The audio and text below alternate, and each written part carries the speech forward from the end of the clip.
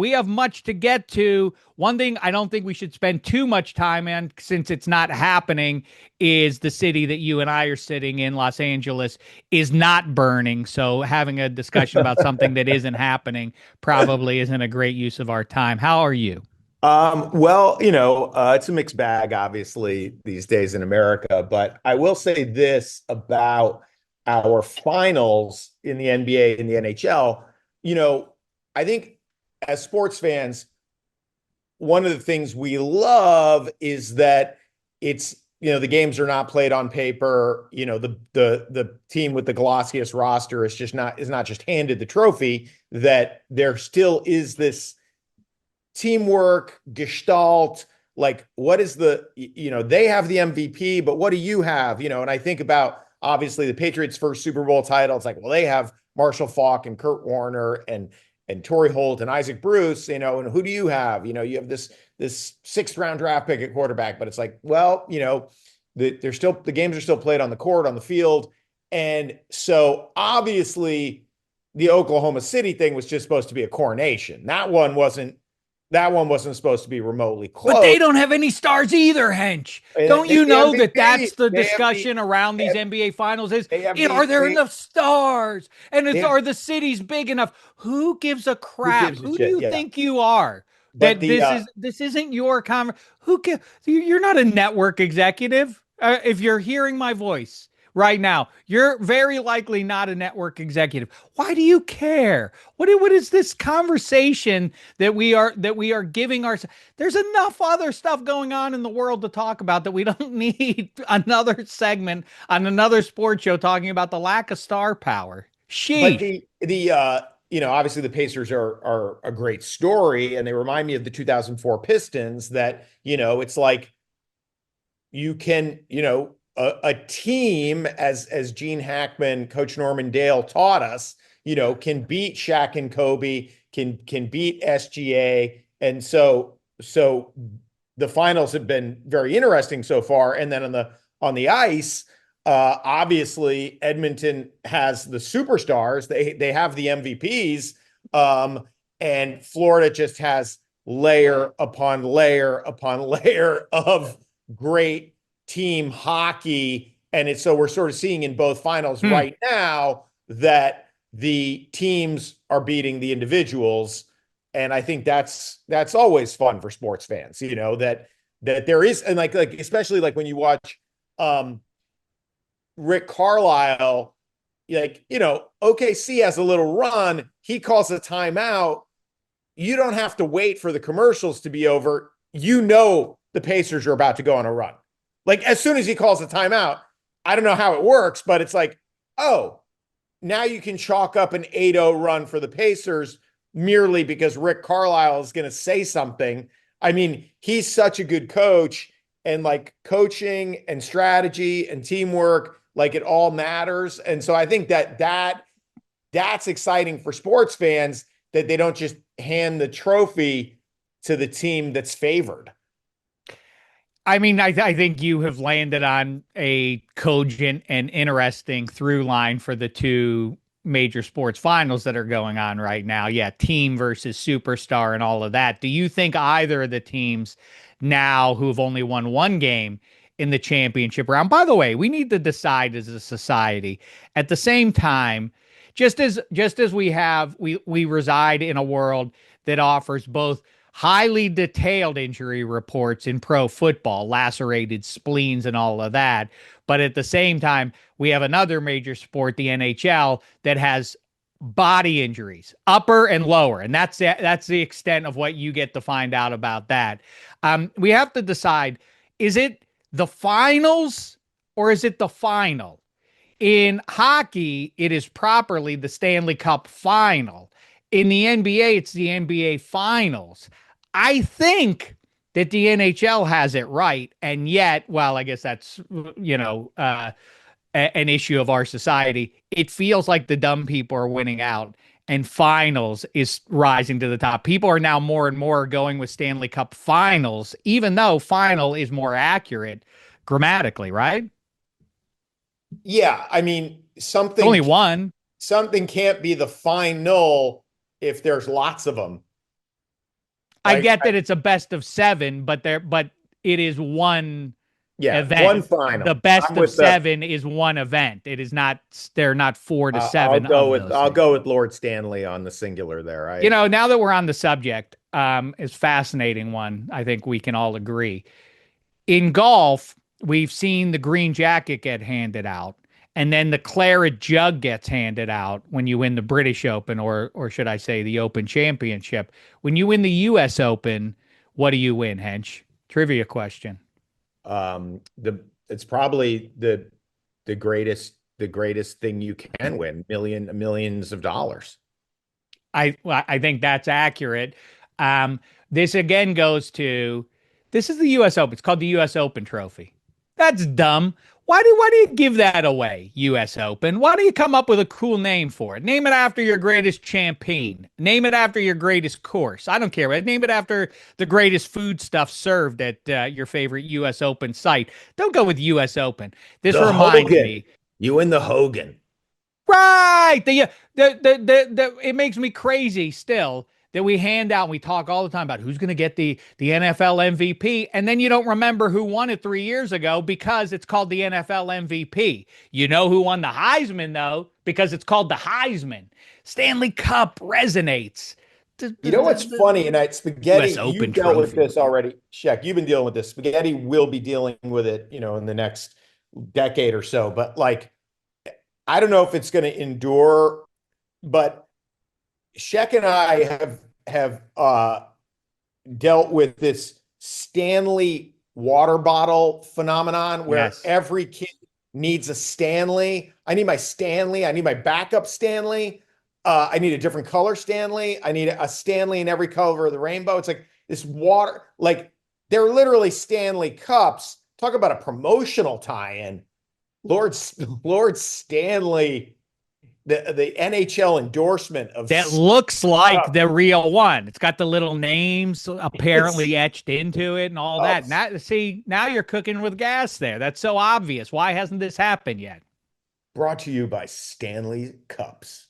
All right, now a list before we jump in any further here. What do you want to talk about, Hench? Pick from the table of contents here. Well, Eddie I Spaghetti, if you want definitely to want jump to in. congratulate you on your Super Bowl championship. Oh, that's where After you want to start. Aaron after Rodgers, yes, signing. he is the newest member of the Pittsburgh Steelers, unless Alan Lazard during this recording signs, then he will be the new member of the Pittsburgh Steelers. I do sincerely, as much as I joke about that, I do sincerely think that's going to end up happening. That they're going to have to do crap like that is get Alan Lazard to make Aaron feel a little bit more comfy and everything. But he has gotten outsized praise, as you knew he would, as he arrived today.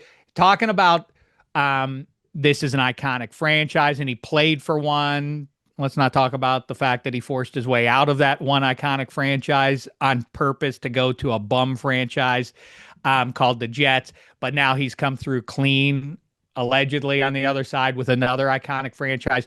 And the reason is Mike Tomlin, who, in my opinion, is in this weird pseudo not mascot isn't quite right, but he's become this figure that has achieved a great spot, I guess, which is it's almost like Robert De Niro.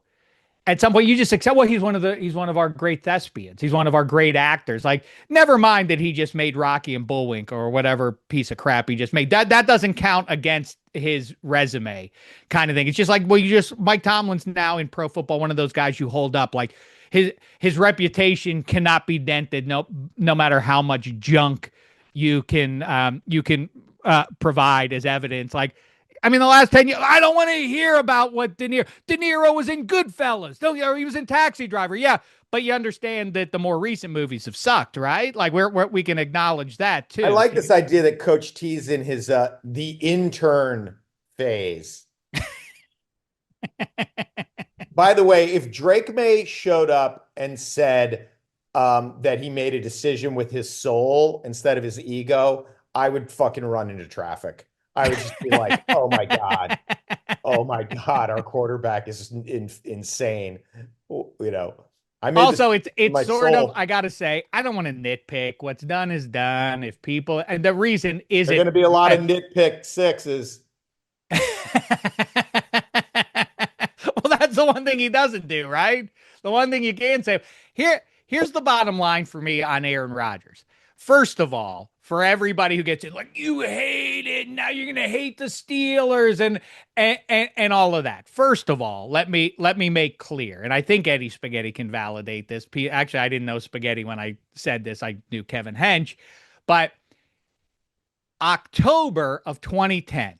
People who think that I am incapable of seeing the greatness of Aaron Rodgers, if you've just now decided to embrace him because he's the quarterback of your favorite football team, you've merely adopted it.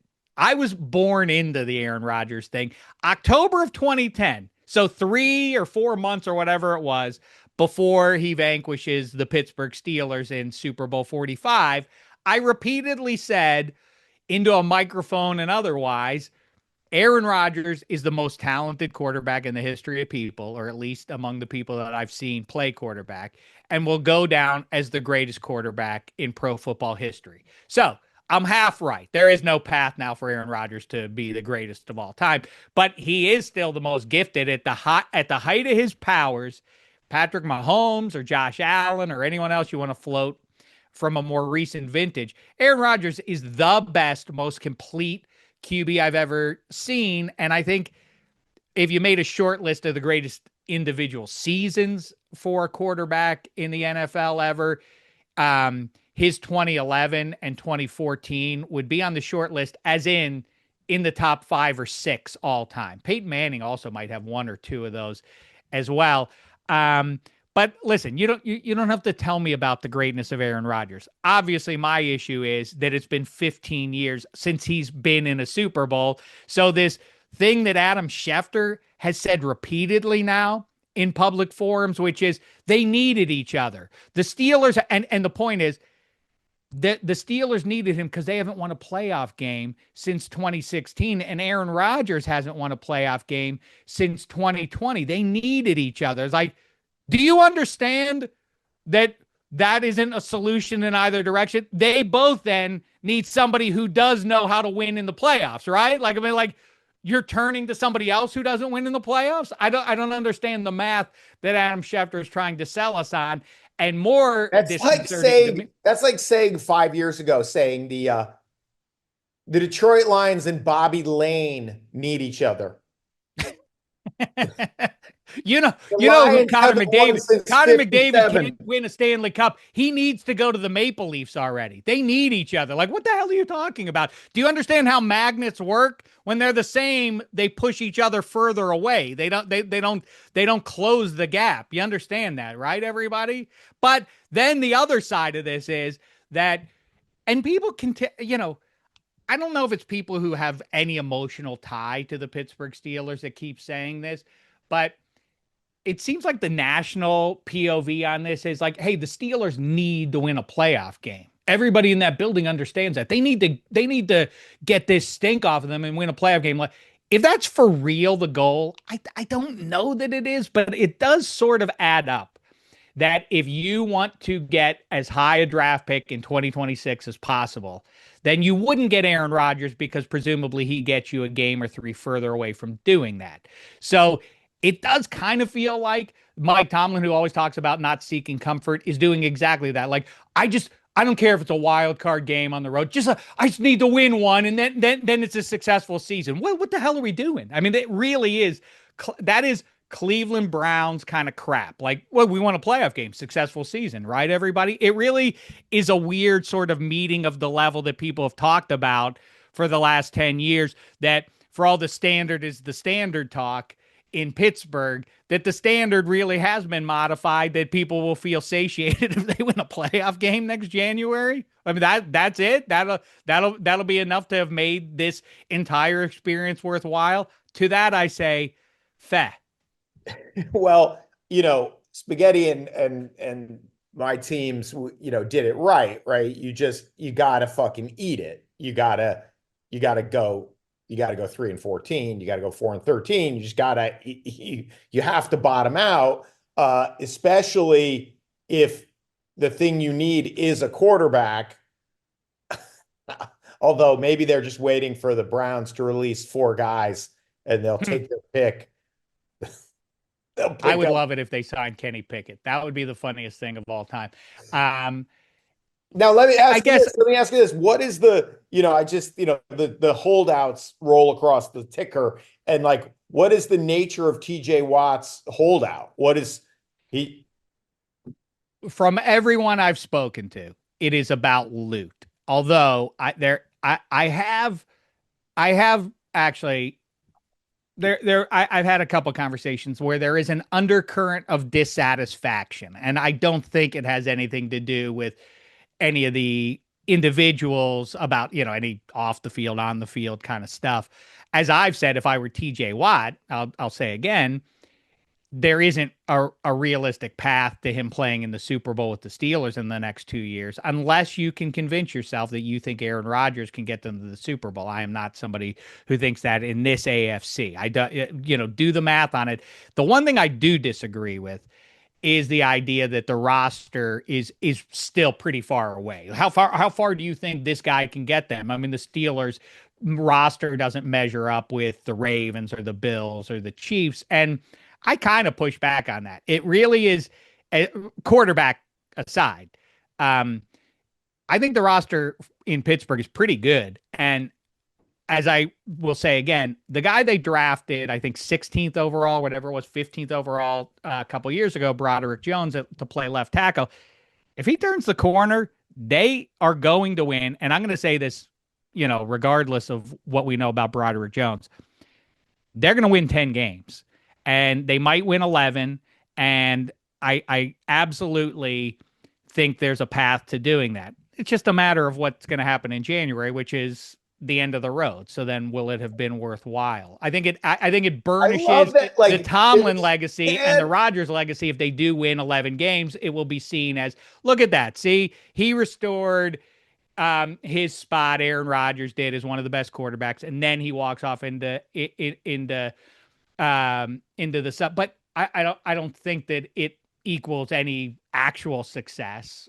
I don't think it threatens the Chiefs or the Bills or the Ravens getting to a Super Bowl. I don't think anybody sees it that way. So then what's the value of it? you don't think Rodgers goes into Arrowhead in the AFC Championship game and wins? I mean, do you see any I mean, what do you, for all of my negativity over the last 3 months about this, because I found it all embarrassing and otherwise, and aiming for a target that isn't they were chasing somebody no one else was chasing, which should have been a red flag to them, but it obviously wasn't. Now that we're on the other side and he's on the team, 10 wins, 11 wins, I guess I can conjure without looking at the schedule and going through it, which is a dumb thing to do in June. Like, and then on October 18th, I think they're going to catch this team at just the right time. Who gives a crap? You don't know who's going to be on the field at that point. I mean, how say you? What do you are you still under 500 guy with I this mean, team? this is the thing, that is for some reason is very real in the NFL in a way it isn't in other sports. It's like the Red Sox don't have to worry about, like, is Garrett Crochet a good clubhouse guy, or is Max Fried a good clubhouse guy for the Yankees? Like, just go out and blow those guys away and we'll win more games because you're an awesome pitcher. In football, culture and leadership and buy-in is such a big deal, So when you kind of look at Aaron Rodgers' career, even when he was the best quarterback who ever walked the face of the earth, you're like, why hasn't he won 3 Super Bowls? Like, why do his teams come up a little short? And then going back to that Jets experience where, we flipped pretty quickly on the Jets roster, right? Remember, it was like, he's in a great situation.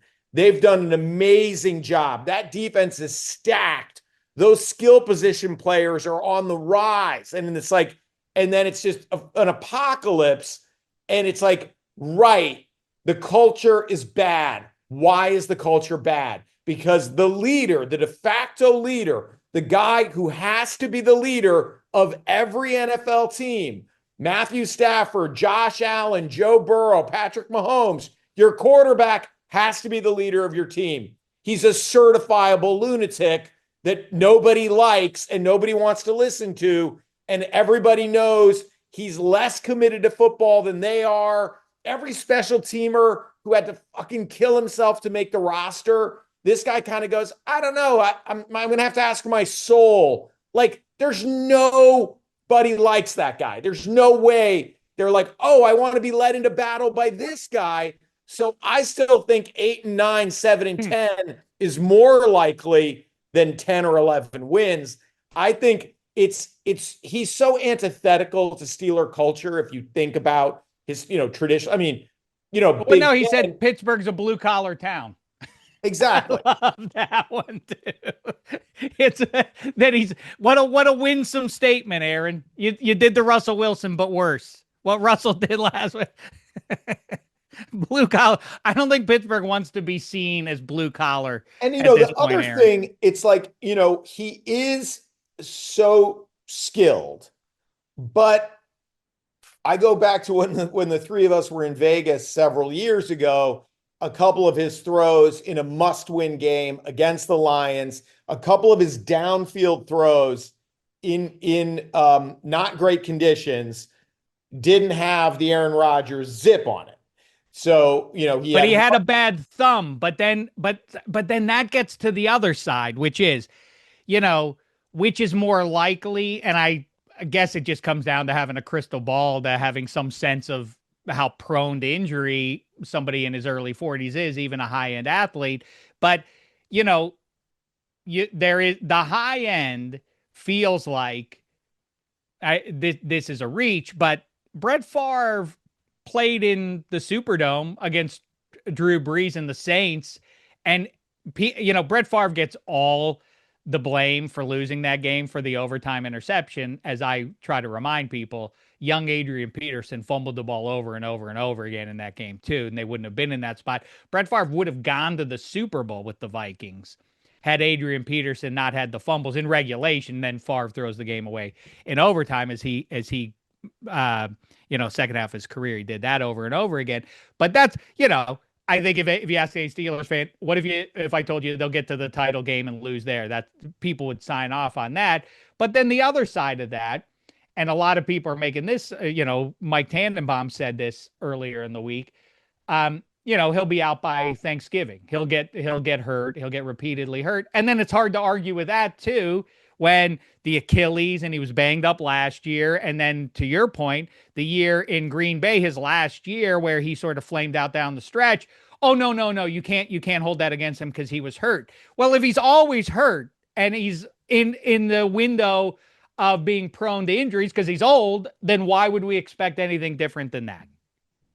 And then last year, if you remember his tantrum, his histrionics, where he was like, Mike Williams was supposed to stay vertical, but he bent it in. But it was like, if you did the physics of it, like the Sabruder film, you're like, well, what you're saying Mike Williams did wrong. And then, of course, everybody has to be, Aaron Rodgers has to get everybody he wants, Alan Lazard. And then, like, the Steelers are going to have to fire Robert Saleh, even though he doesn't work for them. They're going to have to make a press release.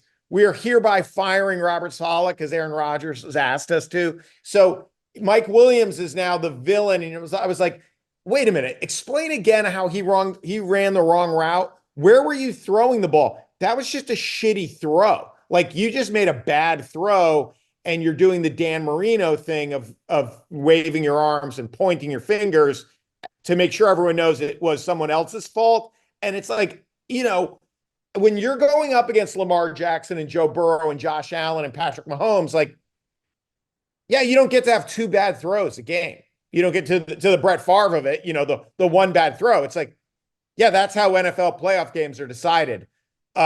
He underthrew that guy, and then it was picked off, and that's it. That's the end of your season. Well, the narrative, again, for what it's worth, is nationally, what people keep saying as they analyze Aaron Rodgers to Pittsburgh. One of the things that's been coming up is based on, I guess, some of the press conference. What you see with Aaron is he's more relaxed in this spot because he doesn't have to lead in Pittsburgh. He went to New York and was tasked with basically being the architect, bringing in guys that he wanted on the team, and he had to lead that whole roster and pull it out of the shame of being the New York Jets. Here in Pittsburgh, now he can just relax, go out there and play quarterback. He doesn't have to worry about leading. One, he's the quarterback. It's the quarterback league. He doesn't have to lead. Well, I don't know he's a 42-year-old man who doesn't have to say anything. Just going to be the strength of his talent from a decade ago that'll carry the day. That's a weird thing. And two, who do you think is who are the leaders? In Pittsburgh, he doesn't have to lead. What leadership are we talking about that exists in Pittsburgh before Aaron Rodgers arrives? The defensive leaders? I like Cam Hayward and TJ Watt. I think they're both going to the Hall of Fame, obviously. DK Metcalf fell apart last December. Did everybody forget that? Does everybody have amnesia about that? They were arguing about whose gap it was. It was mid-December, and they were arguing about no. I mean, you can get screen grabs from pro football games of NFL defenders in black and gold pointing at each other like, no, that was you. No, you were supposed to be there. And then arguing into microphones after games. This is the leadership group that you're walking. Aaron doesn't have to worry about any of that. It's just the delusion. It's, again, I think people feel, and I feel a little of this too. All of a sudden, I did have the moment this week once or twice when you see the clips on the field that I know at the Steelers and Pitt facility. Out on that field, you see him out there wearing that Steelers helmet and everything else. You're like, wow, that's Aaron Rodgers. It is striking to you. And imagine, as I've said repeatedly, I don't think anybody who's 24 cares about the Steelers' bygone success. I think that 23-year-old football players do know who Aaron Rodgers is and are impressed by him. I think that they swoon like, oh my God, that's Aaron Rodgers. I watched him on TV all these years. I think it does have some value. I don't know how much it carries the day. If they lose, as I keep saying, if they lose to the Jets in week 1, any of that magic dust will go away. But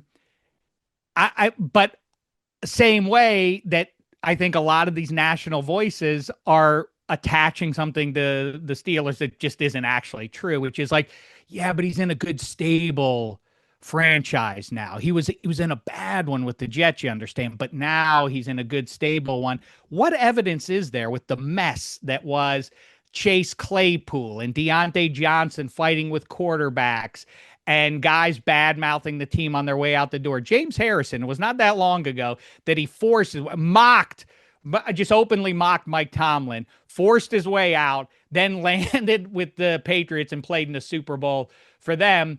And all that, Antonio Brown, and somehow it's added up to burnishing Mike Tomlin's resume. Look at how well he handled Antonio Brown and Le'Veon Bell. Look at what he did with them. Once they got out, like they fell apart. Well, they were great individually, but they didn't achieve anything with the great leadership of Mike Tomlin. Anyway, you know what? But this is good for me and Spaghetti because you're kind of coming to terms with your own franchise. Yeah. And you just rattled off so many names, like, Le'Veon Bell, Antonio Brown, Devontae Johnson, Chase Claypool, James Harrison, like, because everyone, the Kool-Aid has been consumed, nothing will ever change. Pittsburgh. Like, you could make an argument, incredibly dysfunctional franchise. Yes, right. And it's the same. The other team that benefits from that, coincidentally or ironically, is the Baltimore Ravens. Super stable. It's like, you guys know that you had another bad guy in Justin Tucker on the roster. Like, no. And then you just drafted another guy who has a whole bunch of red flags too, but very stable. Somehow you're allowed to get away with more if people have tabbed you as being stable. While you're stable, that's a good place for him.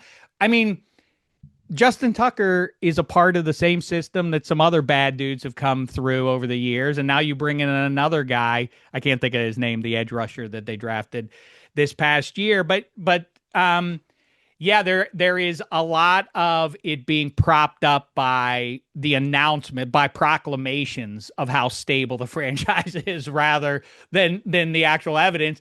And one more thing that I'll say about this, and then we can move on because I know I have gone on endlessly about this.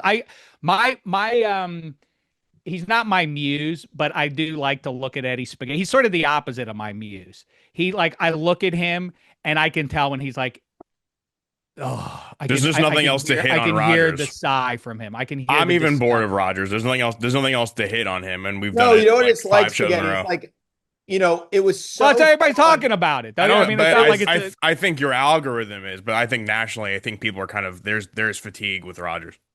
But remember last year where it was like, the expectations were so high. And so obviously, Sunday night had to kind of lead with the Rodgers presser about what went wrong. That was the big news. And then by the end of the season, because I can't get enough, I'm like, oh, I got to see sad Aaron Rodgers. And then it's like, are they not showing it anymore? Is it so irrelevant at this point that the Jets lost again that I'm not even going to get my sad Aaron Rodgers saying we got to do better? Like it was just kind of everyone was like, yeah, the Jets suck. He sucks. Who cares? And so I think Spaghetti's right. Like oh, can we really be having this conversation still? It's like, yeah, well, he's landed on another in another spot where a lot is being expected of him.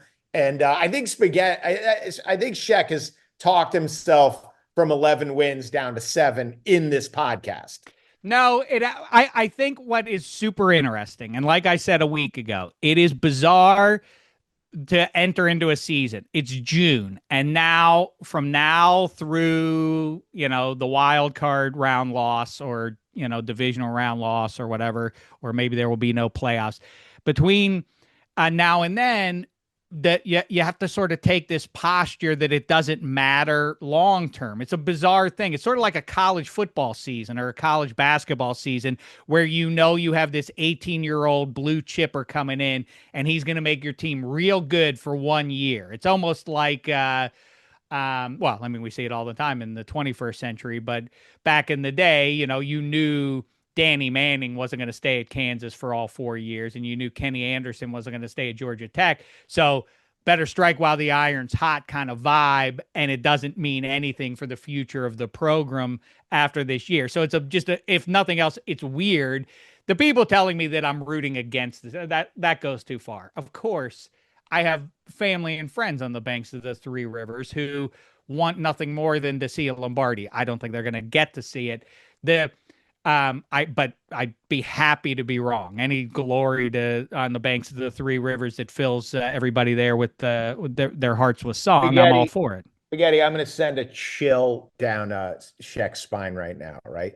Just imagine if your best player ever has a bad season. If Chris Boswell ever has a bad season, I mean, Boswell single-leggedly wins 4 games a year. It's just understood. Oh yeah, he was 4 for 4 from 55 and we won by a point. Like if he ever gets the yips, the great Justin Tucker suddenly was killing people's fantasy team. The kicker everyone goes $2 on is killing you. Like Boswell is so automatic, and it's like, oh, it's snowing, it's raining, it's like 53 right down the middle over and over and over again. And it's like, that's always in 13-12 victories. And it's just understood, and it's like, oh my God, if he had a bad year, like a regular year, 7-10. It's a funny point you make. First of all, have you ever seen his wife? Egad. He's a kicker. And bald. But good for him. He did have a bad year, and I think it does kind of point at talk about the standard and what is acceptable to a Browns fan or a Jets fan may not be to the Steelers. Chris Boswell, for all his greatness, did have one bad season about 5 years ago. There were, I would say, a majority of people who consider themselves Steelers fans wanted him to get cut. He had a bad year. You should move on from him. You can't keep him on the roster anymore. If things get sideways, like I keep saying with the Jets, against the Jets in week 1, or if they lose to Kenny Pickett, let's say, in week 5 or whatever it is, people are going to turn fast. They're not going to be like, give them a little more time. Everybody understands this is 1 year. This is a one-off thing. So people are going to be even quicker than usual to just be like, get off of this dumb experiment and move on to Will Howard or anything but this embarrassment. But I think that it's more likely that I throw it to you, Hench. What's more likely, that we feel on December 1st, like, look out for the Steelers, or like, can you remember isn't it funny how much we talked about this summer? Like it ended up just being a complete non-factor because of injury or ineptitude or otherwise. I mean, obviously I'm on the 7 and 10, 8 and 9 thing. So I just don't go down. You're in a division, you have one bad team. God forbid you split with the Browns. I think the Bengals defense is going to be pretty bad, but the offense is going to be awfully good. So you have to outscore Joe Burrow with your 42-year-old quarterback. And then, the schedule's rough. And it's just like, a good way to look at it is just go through the schedule and go, how many of these games are the Steelers going to be favored in? Vegas isn't going to be wildly wrong about the Steelers. And so, it's like, I mean, we'll obviously get a very big litmus test in week 1. If they beat the Jets 17-13, that's a terrible sign. Yeah, I agree with that. And so part of this living in this weird one-off season, the other part is that I will say again that could really damn Tomlin with the Steelers is not only is the Steelers have mediocre results, but George Pickens goes down to Dallas and unlocks another level of Dak Prescott. That would be the worst thing. And we've talked about Justin Fields going and succeeding. Well, it's funny because, Aaron Nesmith could not get on the court for the Celtics because Jason Tatum and Jaylen Brown are that position essentially. And Bill Simmons and I were like, that guy's good. That guy plays 30 seconds a game. Like, he's athletic and he's good. And the fact that the Celtics, flamed out against the Knicks, and I don't point to the injury because I think the Knicks were going to beat us if Tatum was healthy. But it's like, knowing your team lost and then watching the guy you liked, you're like, was there any way to keep Nesmith? Like, he never misses a 3 in crunch time. He's shooting 130% when it matters. I don't have to tell Spaghetti. Like, it's like, what the fuck? Like, it's so insane. So yeah, there are always those levels of like, my season's going bad, but what makes it worse is Pickens just scored again for the Cowboys. Right.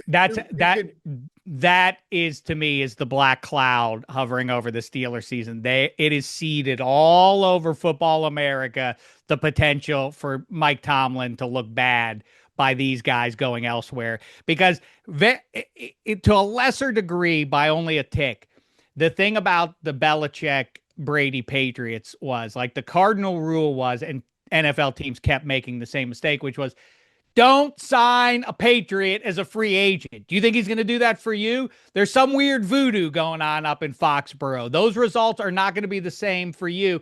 And it was kind of true with the Steelers too. If you're going to bring in a Steeler to your team, and you think he's going to be good for you, that's silly. That never works out. It's a very particular approach that some teams take, and it is not something that just transfers over to another NFL brand. It is super weird how that exists. Belichick and Brady made so much money for guys where you're like, Trey Flowers signing a $90 million deal. David Givens is signing over here. Lawyer Malloy. I mean, it was 20 years of the league not figuring it out. Guys, Bill Belichick doesn't want this guy. We do. Okay, enjoy zero production. Enjoy releasing that guy in 6 months. Well, Brian Hoyer and Jimmy G and Jacoby Brissett and all the rest have given Mac Jones have given it away now to Drake May, and it does leave the Boston sports fan, despite the sad Jason Tatum demise, at least for the next 10 months or year, at least you would think you're kind of in the best spot of us. I've told you about Pittsburgh sports. I got to say, the Buccos, for a team that's 13 games under 500, I find captivating. I really, unironically am enjoying the Buccos with their lousy ownership and otherwise. The Pens, they're onto a new era and everything else with their new coach, Muse. Eddie Spaghetti, I feel for you.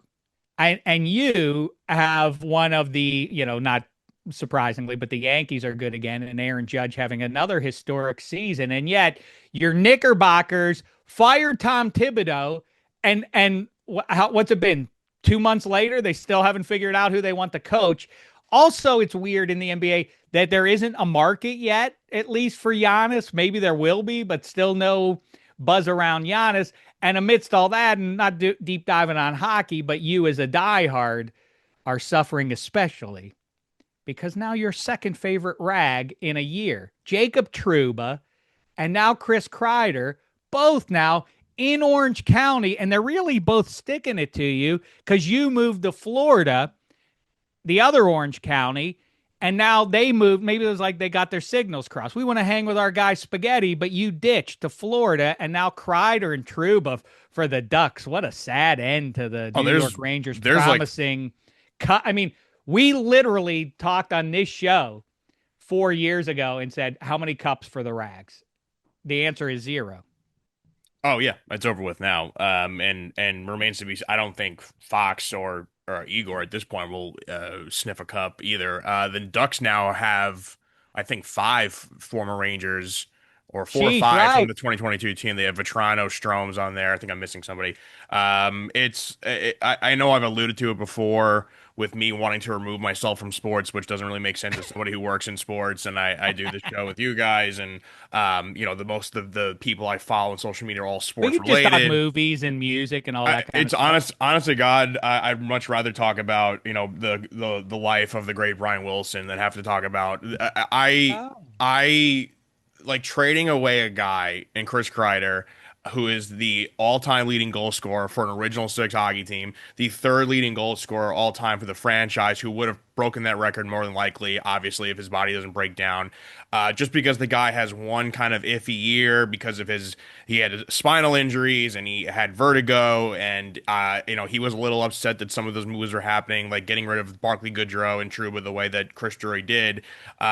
It rubbed a lot of guys in the locker room the wrong way, and I know we're getting into the weeds here with NHL talk, but I am just like ruining. I know, Shek, you talk about this a lot with your Penguins and wanting to keep guys in the same city and doing the right thing by them.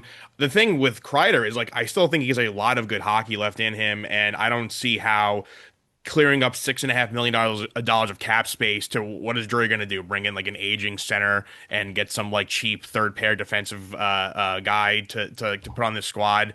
It's a weird culture shift they're trying to do right now. Want to make lateral moves just to clear out the cancerous locker room that all the reports have been saying the last year and a half, 2 years. My favorite team, I don't want to watch anymore. You talked about me moving down to South Florida. I will go to the friggin' Winter Classic in January and I'll wear a Brad Marchand or a Matt Tkachuk jersey or something. I just hate what this team does, and it's the reason why I want to retract from sports is because I'm like almost at the precipice of like wanting to see them win, and Notre Dame was right there, and I was in attendance for the Yankees right there, and yes, I know I have the Giants 2 Super Bowls. I've seen the Yankees win.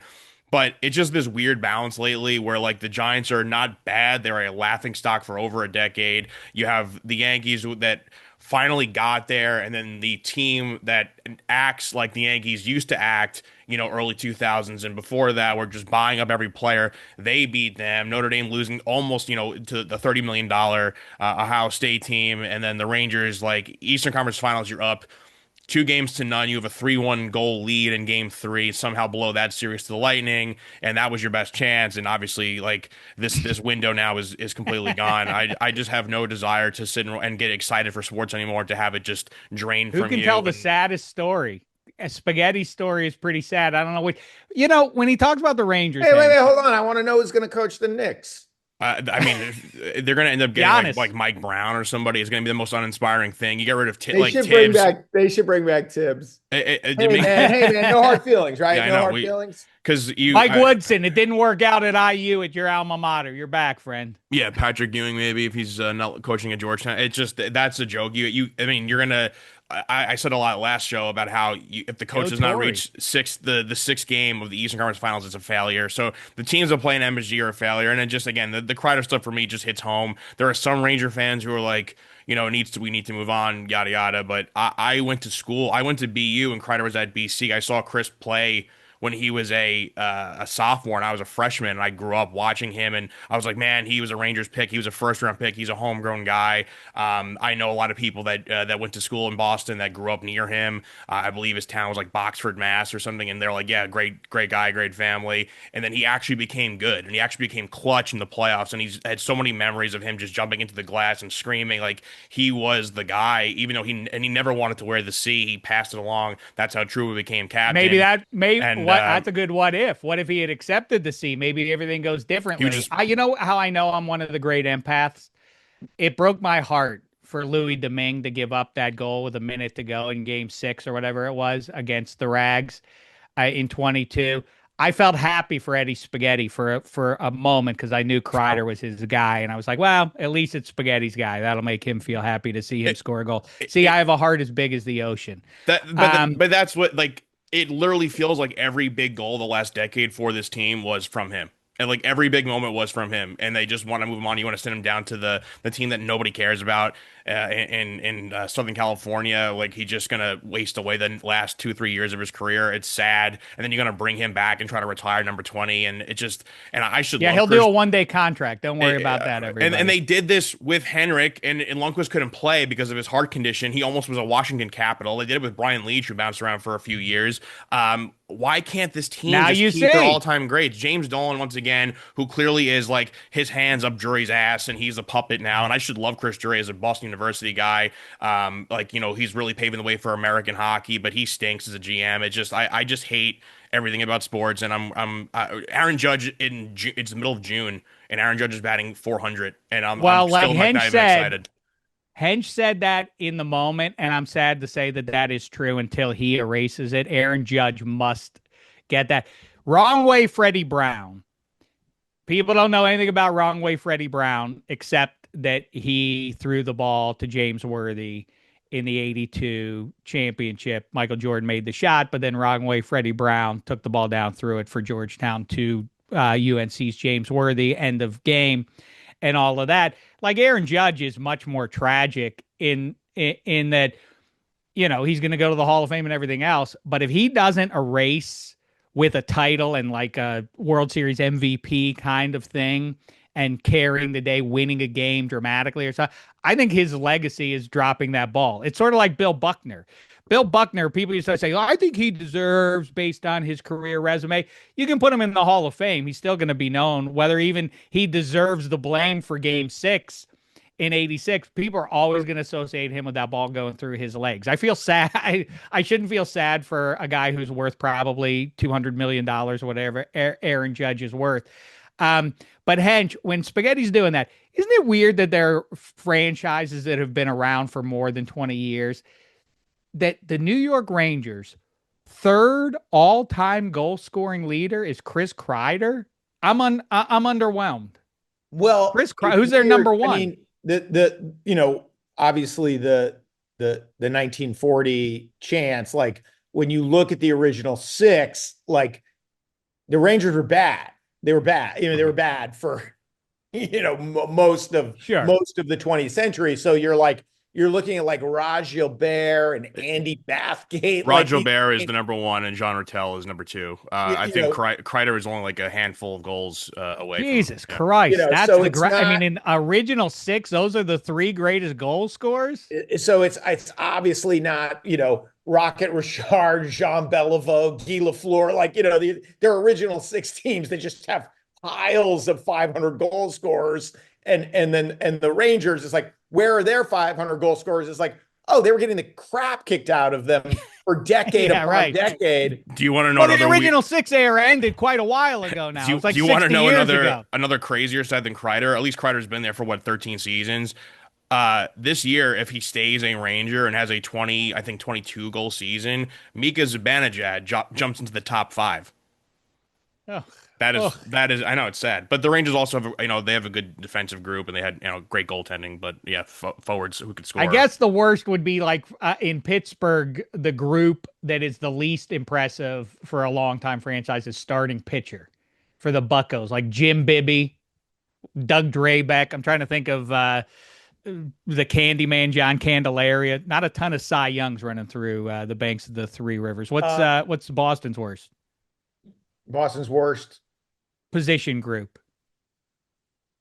Least impressive. They've all those teams have been around forever. Well, what's interesting is, and obviously I believe Julian Edelman belongs in the Hall of Fame, but to your point about the way Brady and Belichick used guys, like we don't really think of Stanley Morgan as an all-time great. The Patriot receivers have very depressed career stats because Sure. I mean, Moss comes in and does his thing for a year and a half, but we don't have, you look at like Henry Ellard, Art Monk, you just look at these stats from wide receivers. The best receiver, not the guys who were imported like Randy Moss, obviously they draft Gronk, but Wes Welker comes through and has a couple of nice years, but your best receivers were, as you say, Stanley Morgan, most gifted guys, Stanley Morgan, Irving Fryer, and Harold Jackson splitting time between the Rams and the Patriots, statistically at least, is the greatest receiver of the 70s. Talk about an anonymous guy who Eddie Spaghetti and people, his contemporaries, have never heard of, never seen, couldn't identify. I mean, but yes, Harold Jackson maybe stands as the greatest pass catcher of an entire decade in pro football. I loved number 29. I Did think. you? 28, right? There's 29. Spaghetti, look up Harold Jackson. It was, okay. And then Wesley Walker for the Jets was blind in one eye. That was the Tom Brady was a 6th-round pick, and Ryan Fitzpatrick went to Harvard before those things ever happened. Andre Tippett knew Taekwondo, and Wesley Walker was blind in one eye. So, Shek's the greatest empath, but one thing as we talk about our players that we love leaving and going elsewhere, obviously Shek's made a lot of fun of me for crying when Ray Bork lifted the cup for the Colorado Avalanche. And it's like, well, I don't think I knew this. You wept actual tears? Of course. I loved Ray Bork so much. Like you'd have to be made of stone not to cry when he Ray won Bork, for the Avalanche. Ray Bork finally raising on your cup, team. Raising the cup. And so it's funny because big butt. I hate, I have this weird thing where it's like, I don't like the Florida Panthers, but I love Brad Marchand. So it's like when Brad Marchand is on a fucking breakaway, it's involuntary. I'm like, I hope he puts it in the back of the net. Like I'm so excited because I'm programmed to be excited when number 63 gets a breakaway.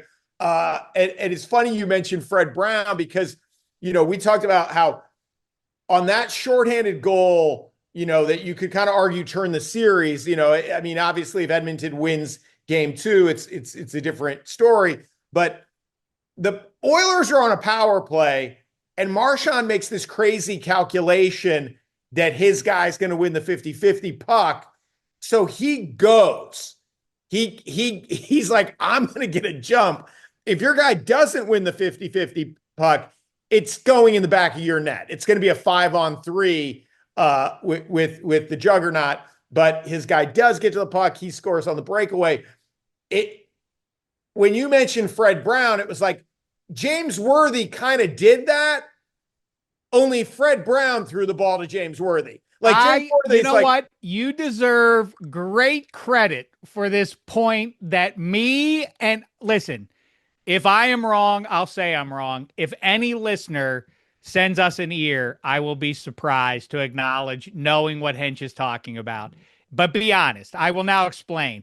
James Worthy kind of leaks out towards the 10-second line behind wrong way Freddie Brown. He had no business. If Georgetown scores and wins would that have tied the game? That would have just tied the game, I think, right? Yeah. Wasn't it tied when Jordan makes the shot, or was it a 1-point deficit? I can't remember. No, I think they must have been down, right? I think they were down. They must have been. Either way, let's say Georgetown wins the game there. James Worthy is out cherry picking at the half court. He would have been taken to task for the rest of the time. Instead, he's out. I think you're right. You can make a case that James Worthy dupes wrong way Freddie Brown into rightly thinking like, well, who would be behind me other than a teammate in that spot? I'm just going to give him the ball. What idiot would be guarding air at half court when they need a stop desperately? All right. Harold Jackson, number 29. Oh, you're okay. Why would I doubt Hench? What a stupid thing for me to challenge him on.